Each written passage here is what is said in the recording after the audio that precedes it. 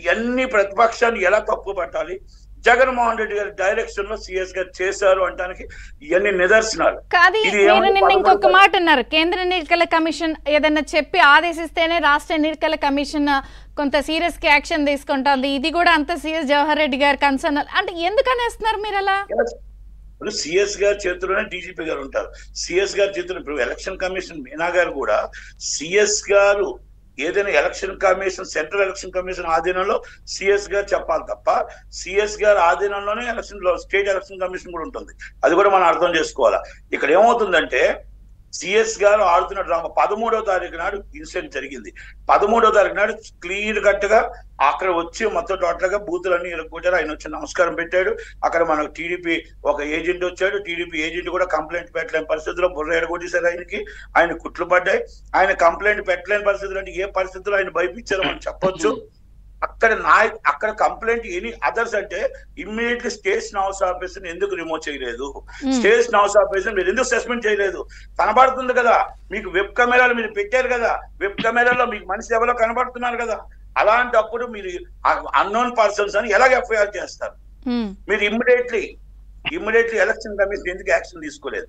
Station house officer ఎందుకు మీరు immediately action తీసుకోలేదు? ఎందుకంటే ఆ ఎఫ్ఐఆర్ తప్పుడు ఎఫ్ఐఆర్ పెట్టాడు. అంటే అన్నోన్ పర్సన్స్ అని ఎలాగంటారు? నేను వాదనలో అన్నోన్ పర్సన్స్ అని పెట్టారు అంటే ఇమ్మీడియట్లీ స్టేషన్ హౌస్ ఆఫీసర్ మీద యాక్షన్ తీసుకోవాలా, అక్కడ ఎవరైతే ఉన్నారో ఇన్ఛార్జ్ డిఎస్పీ మీద యాక్షన్ తీసుకోవాలా. మళ్ళీ అలాగే ఇప్పుడు ఆఫీసర్స్ ఏం చేస్తారు, వచ్చి మనిషిని చూస్తుంటే వణుకుపోతుంటే మనం చూస్తున్నాం వీడియోలో, వణుకుపోతున్నారు, నమస్కారం పెడుతున్నారు. అంటే ఆ పరిస్థితుల్లో భయానక పరిస్థితుల్లో ఆంధ్రప్రదేశ్ లో ఉంది. కానీ నటికుమార్ గారు, ఆ రోజు నేను పోలింగ్ రోజు చూశాను, క్షేత్రస్థాయిలో తిరిగాను, ఇదంతా మీరు చాలా ఒక సామాన్య పౌరుల్లాగా బాధ్యత ఉన్న రెస్పాన్సిబిలిటీతో చెప్తున్నా. ఆంధ్రప్రదేశ్లో మీరు ఇప్పుడు సినిమా రంగానికి సంబంధించిన వ్యక్తి, ఇప్పుడు మీరు వచ్చి ఇలా మాట్లాడితే ఇమీడియట్గా అధికార పార్టీ నాయకులు ఏమంటారు? చంద్రబాబు దగ్గర ఎంత పుచ్చుకున్నావు, చంద్రబాబు నీకు ఎంత ఇచ్చారు, లేకపోతే ఎవరి డైరెక్షన్ లో మీరు ఇదంతా స్టేట్మెంట్లు చేస్తారు? ఏమంటే సుబ్బారావు గారు అవునా కదా, మనం ఎన్నిసార్లు చెప్పలేదు ఇవన్నీ. కాబట్టి మీరు ఏదో సినిమాకి మీరు కనీసం ప్రొడక్షన్ కి సంబంధించింది ఏదో జరుగుంటది, మీకు ప్రొడక్షన్ కి సినిమాకి పెట్టుబడులు వచ్చి ఉంటాయి, ఇవి కదా ఇప్పుడు మీరు వినాల్సినవి. మీకు ఎందుకు వచ్చింది గొడవ ఇదంతా?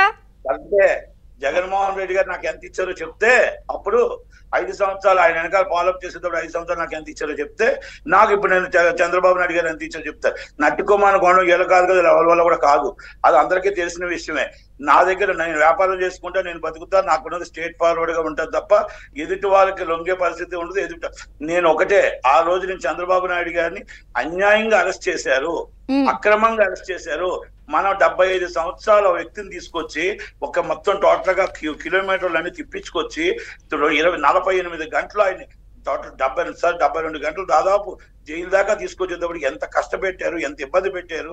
అవన్నీ చూసి చరించిపోయి నేను చంద్రబాబు నాయుడు గారు సపోర్ట్ చేయడం, ఈ అంధకార రాష్ట్రం జగన్మోహన్ రెడ్డి గారు చేసిన అరాచకాల్ని, అదే మీ వ్యక్తిగత లాభం లేదు, రాష్ట్రంలో జరుగుతున్న పరిణామాల మీద మీరు స్పందించారు, అర్థమైంది. మా రాష్ట్రాన్ని ఒకటేనమ్మా, మనం పుట్టిన గడ్డ, ఆ రుణం తీర్చుకోవాలి.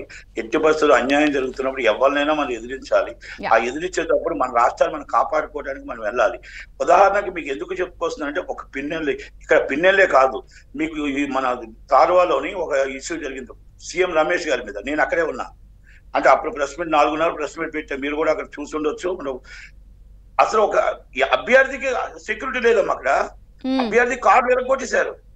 అక్కడ పోలీసులు ఏం చేస్తున్నారు, అక్కడ ఆర్ఓ ఏం చేస్తున్నాడు, అంటే ఇక్కడ ఒక్కటి కాదు, ప్రతి దిక్కున భయభ్రాంతులను చేశారు. ఇది మొత్తం టోటల్ గా భయభ్రాంతులు చేయడానికి ఫస్ట్ నుంచి ఒక పన్నాగం పన్నుకున్నారు. ఐపాక్ డ్రామా మొత్తం టోటల్ గా అనుసరించింది జగన్మోహన్ రెడ్డి గారు. సర్లేండి, వారి ఐపాక్ డ్రామా పోనీ అలా అన్నారు. ప్రశాంత్ కిషోర్ గారు అయితే జూన్ 4న గొంతు తడారిపోయే రిజల్ట్స్ వస్తాయి, మంచినీళ్ళు దగ్గర పెట్టుకోండి, అంతా కూడా 5 నిమిషాలకు ఒకసారి వాతావరణం చల్లగా వెళ్ళి రండి అని నిన్న ట్వీట్ చేసేసారు. ఒక్కసారి ఒక బ్రేక్ తీసుకుందాం. ప్యాకింగ్ చేసుకున్నాడు, మీకు లండన్ నుంచి వచ్చిన వెంటనే ప్యాకింగ్ చేసుకున్నాడు. మీకు ఆల్రెడీ ఉదయం 11 గంటలకు ఆల్రెడీ ప్యాకింగ్, 4 o'clock రిజన్ ఇస్తాడు, వెళ్ళిపోతాడు, అయిపోతుంది. ఇది నో డౌట్. 110 సీట్లతో కూటమి గవర్నమెంట్ ఫామ్ చేస్తాం. ఆయన ఏదైతే చెప్పాడో ఆయన నోటు వ్యాఖ్యతో 155 సీట్లు గెలిచే అవకాశాలు మాకున్నాయి. కానీ 150